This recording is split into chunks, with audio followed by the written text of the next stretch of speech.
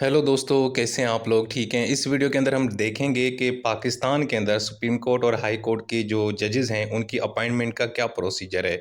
और ख़ुसूसी तौर पे ये देखेंगे कि 26वीं आईनी तरमीम से पहले और उसके बाद क्या तब्दीली आई है। तो जनाब, हमने इसको ना 4 हिस्सों में डिवाइड किया है, ये जो अपॉइंटमेंट का प्रोसीजर है। सबसे पहले ये देखेंगे जब हमारा कॉन्स्टिट्यूशन बना था 1973 में, तो उस टाइम क्या प्रोसेस था। उसके बाद 18वीं तरमीम में क्या तब्दीली आई, उसके बाद 19वीं तरमीम के अंदर क्या चीज़ें तब्दील की गईं, और अब 26वीं आईनी तरमीम के बाद जजेस की अपॉइंटमेंट का क्या प्रोसीजर है। तो सबसे पहले देखते हैं कि ओरिजिनल जो हमारा कॉन्स्टिट्यूशन था 1973, तब जनाब उसके अंदर जजेस की अपॉइंटमेंट का क्या प्रोसीजर था। तो जनाब उस टाइम आर्टिकल 177 के अंदर सिर्फ ये लिखा हुआ था कि जो प्रेसिडेंट साहब हैं, जो सदर हैं, उनके पास ये इख्तियार था कि वो चीफ जस्टिस ऑफ पाकिस्तान को अपॉइंट करते थे, और बाकी जो सुप्रीम कोर्ट के जजेस थे उनको ये जनाब चीफ जस्टिस के साथ मशवरा करके कंसल्टेशन के बाद अपॉइंट करते थे। बस इतना सा लिखा हुआ था, बाकी इसके अंदर कोई चीज़ नहीं लिखी हुई थी। इसी तरीके से जनाब ये आप देख सकते हैं आर्टिकल 177, ये वो आर्टिकल 177 है जो ओरिजिनल कॉन्स्टिट्यूशन के अंदर मौजूद था। यानी chief justice of Pakistan shall be appointed by the president and each of other जजेस shall be appointed by the president after consultation with the chief justice. बस ये इतना सा लिखा हुआ था कि सुप्रीम कोर्ट का जो चीफ जस्टिस है वो प्रेसिडेंट अपॉइंट करता था, और बाकी जो जजेस थे सुप्रीम कोर्ट के वो चीफ जस्टिस के साथ मशवरा करके अपॉइंट करते थे। और इसी तरीके से जो हाई कोर्ट के जजेस थे उसके लिए सिर्फ इतना लिखा हुआ था कि जनाब जो हाई कोर्ट का जो मुतलका चीफ जस्टिस है ना, वो प्लस में उस सूबे का गवर्नर के साथ जनाब प्रेसिडेंट साहब मशवरा करके जजेस की अपॉइंटमेंट करते थे। ठीक है, तो ये है आर्टिकल 193। इसके अंदर हाई कोर्ट के जजेस का प्रोसीजर उन्होंने बताया कि जनाब जो किसी भी अगर हाई कोर्ट के अंदर आपने किसी जज को अपॉइंट करना है तो उस मुतलका चीफ जस्टिस जो उस हाई कोर्ट का चीफ जस्टिस होगा प्लस में वहाँ का गवर्नर, उसके साथ ये मशवरा करके अपॉइंट करते थे। तो जनाब ये था ओरिजिनल प्रोसीजर 1973 के कॉन्स्टिट्यूशन के अंदर supreme court and high court के जजेस की अपॉइंटमेंट का तरीक़ेकार। उसके बाद जनाब 18वीं तरमीम आई, और 18वीं तरमीम कब आई? 2010 में आई। तो जनाब उसने क्या किया, उसने सबसे पहली जो चीज़ तब्दील की वो की चीफ जस्टिस की अपॉइंटमेंट का जो प्रोसीजर है उसको तब्दील किया। उसमें उन्होंने सिर्फ ये लिख दिया कि आज के बाद जनाब जो प्रेसिडेंट है ना साहब, वो जो मोस्ट सीनियर जज होगा ना सुप्रीम कोर्ट का, उसको as a chief justice of Pakistan appoint करेंगे। अब उससे पहले जो 73 था ओरिजिनल कॉन्स्टिट्यूशन, ये वर्ड नहीं लिखा हुआ था। यानी ये जो मैंने सर्कल किया है दी मोस्ट सीनियर जज, ये नहीं लिखा हुआ था। 18वीं तरमीम के अंदर ये लिख दिया गया। ठीक है जी। और ये क्यों लिखा गया था, इसकी वजह यह है कि 1996 के अंदर सुप्रीम कोर्ट ने अल जिहाद ट्रस्ट केस के अंदर एक फैसला दिया था। उस फैसले के नतीजे में उन्होंने कहा था कि जनाब जब भी आप चीफ जस्टिस की अपॉइंटमेंट करें तो जो सीनियरिटी का असूल है उसको आप नज़र में रखें। इसके अलावा अब जो बाकी जजेस हैं सुप्रीम कोर्ट और हाई कोर्ट के जजेस, उनकी अपॉइंटमेंट का प्रोसीजर 18वीं तरमीम में क्या लाया गया, ये जनाब एक बड़ा इंटरेस्टिंग प्रोसीजर लेके आए। उसमें उन्होंने क्या किया कि दो बड़ी अहम बॉडीज़ उन्होंने तख्लीक की। एक बॉडी का नाम है जुडिशल कमीशन और दूसरा था पार्लियामेंट्री कमेटी। अब हुआ ये कि जो जुडिशल कमीशन है उसके अंदर ज़्यादातर जजेस बैठते हैं, वो नॉमिनेट करते हैं जजेस को, और वो जो पार्लियामेंट्री कमेटी है वो उनको जो है ना रिव्यू करेगी और कंफर्म करेगी। ये जनाब जो थी ना, ये 18वीं तरमीम के अंदर ये स्कीम लाई गई कि जनाब बाकी जो जजेस हैं सुप्रीम कोर्ट के और हाई कोर्ट के, उनको अपॉइंट करने के लिए दो इदारे तख्लीक किए गए, दो इदारे बनाए गए, एक जुडिशल कमीशन और दूसरा पार्लियामेंट्री कमेटी। अब यहाँ पे जो पार्लियामेंट्री कमेटी थी ना, उसको ज़रा थोड़ा उन्होंने पावर ज़्यादा दे दी कि वो जनाब क्या करती थी कि उसके पास ये इख्तियार था कि अगर जुडिशल कमीशन किसी जज को नॉमिनेट कर रहा है तो वो उसको 3/4 के साथ रिजेक्ट भी कर सकते थे। यानी पार्लियामेंट को ज़्यादा पावर आ गई 18वीं तरमीम के नतीजे में।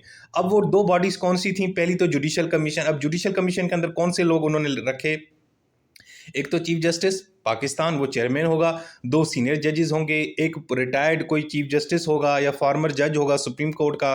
ठीक है, इसके अलावा एक अटॉर्नी जनरल होंगे, फेडरल लॉ मिनिस्टर होंगे, और पाकिस्तान बार काउंसिल का एक रिप्रेजेंटेटिव यानी एक वकील होगा। ये जनाब जुडिशल कमीशन बनाया गया। और जो पार्लियामेंट्री कमेटी है उसके अंदर उन्होंने 8 बंदे रखे, 4 नेशनल असेंबली से, 4 सेनेट से। उसके अंदर भी उन्होंने कहा कि भाई उसमें भी ना आधे जो हैं वो अपोजिशन के होंगे, आधे वो जनाब यानी हुकूमत की तरफ से होंगे। और ये इनकी जो नॉमिनेशन होगी वो वहाँ का जो लीडर ऑफ हाउस होता है और लीडर ऑफ अपोजिशन है वो अपॉइंट करेंगे। अच्छा जी, अब इसका तरीक़ेकार क्या होगा कि सबसे पहले जुडिशियल कमीशन बैठेगा, वो किसी भी जज को नॉमिनेट करेगा और वो नाम कहाँ जाएगा? पार्लिमानी कमेटी के पास। अब पार्लिमानी कमेटी क्या करेगी? उसको ओके करेगी, फॉरवर्ड करके आगे प्रेसिडेंट को भेजेगी और प्रेसिडेंट साहब उसको नोटिफाई कर देंगे। लेकिन दूसरा ये है कि जनाब अगर कमेटी 14 दिन के अंदर कोई एक्शन नहीं लेगी तो वो नॉमिनेशन ऑटोमेटिकली कंफर्म हो जाएगी। लेकिन हाँ, अगर ये पार्लिमानी कमेटी उस नॉमिनेशन को 3/4 मेजॉरिटी से रिजेक्ट करेगी तो जो जुडिशियल कमीशन है वो फिर एक नया नाम भेजेगा। अब यहाँ पे जनाब इन्होंने क्या किया कि पार्लिमानी कमेटी को थोड़ा ज़्यादा इख्तियार दे दिया। ठीक है जी। तो खैर ये जो चीज़ थी ना भाईजान, उस टाइम कुछ जजेस और कुछ वकला को पसंद नहीं आया, तो उन्होंने सुप्रीम कोर्ट में 18वीं तरमीम को चैलेंज कर दिया। उन्होंने कहा कि यार ये आपने पार्लिमानी कमेटी को ये इख्तियार क्यों दिया है रिजेक्शन का? इससे तो आप यानी कि अदालत को जुडिशल कमीशन को कमज़ोर करें और पार्लिमानी कमेटी को स्ट्रॉन्ग करें। पार्लिमानी कमेटी में कौन लोग बैठते हैं? सियासतदान, पार्लियामेंट के लोग, MNA, सेनेटर्स बैठते हैं। ठीक है जी। तो खैर उसके बाद जनाब सुप्रीम कोर्ट ने ये केस गया सुप्रीम कोर्ट के अंदर, वहाँ पे 17 रुकनी जो है ना फुल कोर्ट बैठी और उन्होंने एक फैसला दिया। और उन्होंने फैसला क्या दिया? वो ये दिया, उन्होंने कुछ सजेशन दिए। उन्होंने कहा भाई पहली बात ये है कि ये जो क्या कहते हैं जुडिशियल कमीशन के अंदर मेंबर्स हमारे बढ़ाएं। और दूसरा उन्होंने कहा कि यार आज के बाद अगर पार्लिमानी कमेटी 3/4 से हमारी किसी नॉमिनेशन को मुस्तरद भी करती है तो फिर उसको रिटर्न में बताना पड़ेगा, जस्टिफाई करना पड़ेगा। ये जनाब इन्होंने लिख दिया। ये बड़ी अहम चीज़ थी। तो खैर तो इस फैसले के नतीजे में जनाब कौन सी तरमीम आई? 19वीं तरमीम आई। अब 19वीं तरमीम के अंदर क्या चीज़ तब्दील की गई जनाब? एक तो जुडिशियल कमीशन है उसके मेंबर्स बढ़ा दिए।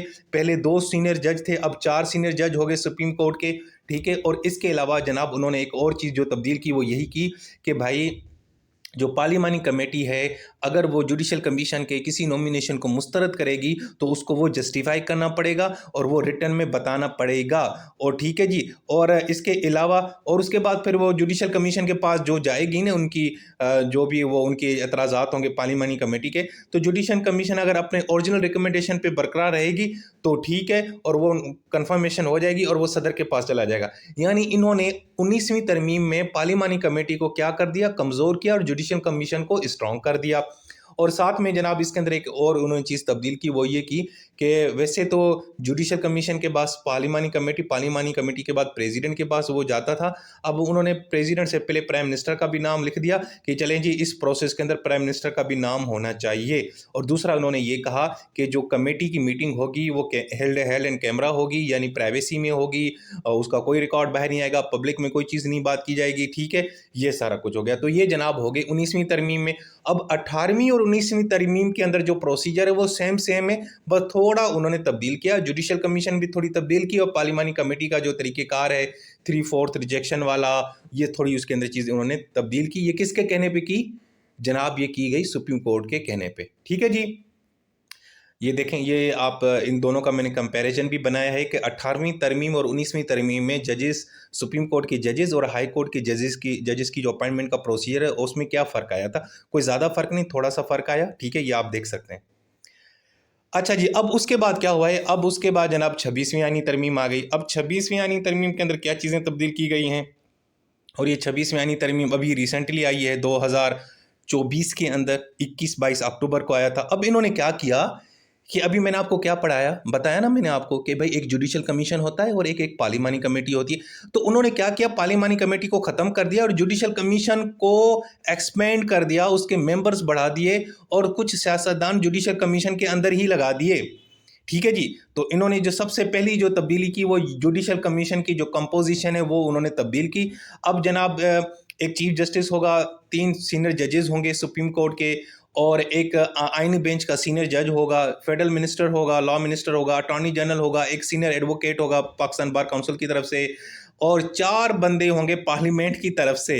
ठीक है, 2 सेनेट से और 2 नेशनल असेंबली से और दोनों जनाब एक यानी कि 2 अपोजिशन से और 2 हुकूमत से और एक टेक्नोक्रेट टाइप कोई बंदा होगा जिसकी उसको भी स्पीकर साहब नॉमिनेट करेंगे। अब ये आप चीज़ देख रहे हैं जुडिशियल कमीशन की कंपोजिशन 18वीं तरमीम में क्या थी, 19वीं तरमीम में थोड़ा और तब्दील किया और इसमें तो बिल्कुल ही तब्दील कर दिया। और वो जो पार्लिमानी कमेटी है वो ख़त्म होगी और उसके बंदे अब कहाँ पे बैठते हैं, जुडिशल कमीशन के अंदर ही बैठते हैं।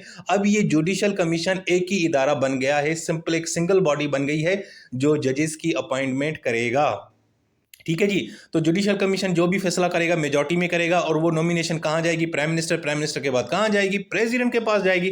अब ये जनाब प्रोसीजर आ चुका है नया और यही आपने याद रखना है कि जनाब सुप्रीम कोर्ट और हाई कोर्ट के जजेस की जो अपॉइंटमेंट है ना वो जुडिशल कमीशन के जरिए होती है। और जुडिशल कमीशन के अंदर मेंबर्स अब 13 हो चुके हैं, जिसके अंदर 4 जनाब मेंबर्स जो है ना वो पार्लियामेंट से लिए गए हैं, 2 सेनेट, 2 नेशनल असेंबली और उसमें भी 2 अपोजिशन से और 2 हुकूमत से। इसके अलावा जनाब और उन्होंने ये किया कि जनाब जो प्रेसिडेंट है ना वो चीफ जस्टिस को अपॉइंट करेंगे। पहले भी चीफ जस्टिस को प्रेसिडेंट करते थे, उसका प्रोसीजर भी उन्होंने थोड़ा तब्दील किया। उन्होंने क्या किया भाई, पहले क्या था 18वीं तरमीम में ये लिखा हुआ था जो दो मोस्ट सीनियर जज होगा ना वो सुप्रीम कोर्ट का चीफ जस्टिस लगा दिया जाएगा। लेकिन अब उन्होंने क्या किया, उसके अंदर भी एक चीज़ तब्दीली लेके आए, वो ये आर्टिकल 175A सब क्लॉज 3 के अंदर कि जनाब आज के बाद सुप्रीम कोर्ट के जो 3 मोस्ट सीनियर जजेस हैं उन्हीं में से एक बंदे को चीफ जस्टिस लगा दिया जाएगा। और वो कौन लगाएगा जनाब बताएं, प्रेसिडेंट नहीं बल्कि एक पार्लिमानी कमेटी। हाँ जी, अब ये भी एक नई चीज़ आ चुकी है कि पाकिस्तान का जो चीफ जस्टिस है उसको पार्लियामेंट की एक खुसूसी कमेटी अपॉइंट करती है। और इस कमेटी के अंदर कितने मेंबर्स होंगे, 12 होंगे, 8 नेशनल असेंबली से और 4 सेनेट से। और उसके अंदर जो सियासी जमातें हैं ना उनकी जो प्रोपोर्शनल रिप्रेजेंटेशन है उसके हिसाब से उनको सीटें दी जाएंगी। और इनका जो फैसला होगा वो जनाब किस तरह होगा, उनका फैसला जो है ना वो 2/3 होगा। तो वो फैसला जो भी करेंगे तो उसके नतीजे में जनाब चीफ जस्टिस यानी कि अपॉइंट हो जाएंगे। अब यहाँ पे प्रेसिडेंट का कोई किरदार नहीं है। अब ये जनाब कमेटी बैठेगी 12 बंदों की, 2/3 मेजॉरिटी से किसी एक बंदे को 3 में से लगा देंगे और वो बंदा चीफ जस्टिस बन जाएगा। अच्छा जी, और उसके बाद वो नाम कहाँ जाएगा, वो जाएगा प्राइम मिनिस्टर और उसके बाद प्रेसिडेंट के पास। अच्छा जी, इसके अलावा उन्होंने और ये कहा कि चीफ जस्टिस की जो रिटायरिंग एज है वो उन्होंने जनाब 65 कर दी। और दूसरा उन्होंने कहा ये किया कि जो चीफ जस्टिस है ना उसका टेन्योर फिक्स कर दिया, यानी अब पाकिस्तान में कोई भी चीफ जस्टिस लगेगा वो 3 साल के लिए फिक्स रहेगा। लेकिन उसमें भी कुछ चीज़ें आई कि अगर वो उससे पहले रिज़ाइन दे दे या उसकी उम्र 65 साल हो गई तो वो छोड़ देगा। अगर एक बंदा 64 में चीफ जस्टिस लगता है तो 65 के अंदर रिज़ाइन ही देगा। हालांकि वैसे 3 साल लिखा हुआ है, लेकिन यहाँ पे इन्होंने शर्त रखी है कि रिटायरमेंट की एज जैसे आ जाएगी तो वो जनाब उसका टेन्योर ख़त्म हो जाएगा। और दूसरा, अगर उस चीफ जस्टिस को हटा दिया जाता है सुप्रीम जुडिशल काउंसिल के जरिए तो इन तीनों सूरतों में वो 3 साल पूरे नहीं करेगा। अदरवाइज जनाब अगर उसकी उम्र पड़ी है तो वो 3 साल कंप्लीट करेगा और 3 साल तक ही फिक्स तरीके से वो जज रहेगा, यानी पाकिस्तान का चीफ जस्टिस रहेगा। ठीक है जी। और ये जनाब देख रहे हैं सारा कुछ ये हो गया। तो दोस्तों यही चीज़ अभी मैंने आपको बताई कि जज है सुप्रीम कोर्ट का वो 3 साल तक रहेगा जब तक उसकी उम्र 65 साल नहीं होती या जब तक उसको उसके ओहदे से हटा नहीं दिया जाता या वो रिज़ाइन नहीं देता। तो जनाब दोस्तों ये है जनाब वो सारा प्रोसेस मैंने आपको बता दिया बड़ा सिंपल करके कि जनाब 26वीं आईनी तरमीम से पहले जनाब सिंपल आइन के अंदर ये लिखा हुआ था कि प्रेसिडेंट साहब हाई कोर्ट्स और सुप्रीम कोर्ट के जज और सुप्रीम कोर्ट और चीफ जस्टिस को अपॉइंट करते थे। लेकिन उसके बाद 18वीं तरमीम में ये 2 इदारे बनाए गए, जुडिशल कमीशन और पार्लिमानी कमेटी। 19वीं तरमीम में इनकी जो कंपोजिशन है वो तब्दील की गई, किसके कहने पे, सुप्रीम कोर्ट के कहने पे। और उसके बाद जनाब 26वीं आईनी तरमीम के अंदर ये जो पार्लिमानी कमेटी है ये ख़त्म कर दी गई और जुडिशल कमीशन को ही एक सिंगल यूनिफाइड बॉडी बना दी गई जो जजेस की अपॉइंटमेंट करती है। और वो जो भी फैसला करते हैं वो कहाँ जाता है, वो प्राइम मिनिस्टर, और प्राइम मिनिस्टर के पास कहाँ जाता है, प्रेसिडेंट।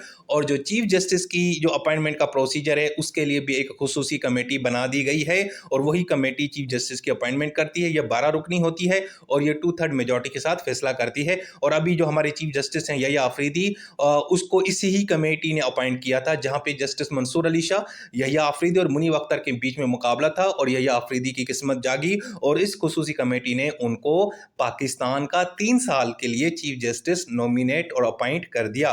सो दोस्तों ये थी हमारी एक खुसूसी और बहुत ही सिंपल वीडियो। उम्मीद है कि आपको ये समझ आ गया होगा। अपना बहुत सारा ख्याल रखें। Take care. अल्लाह हाफिज़।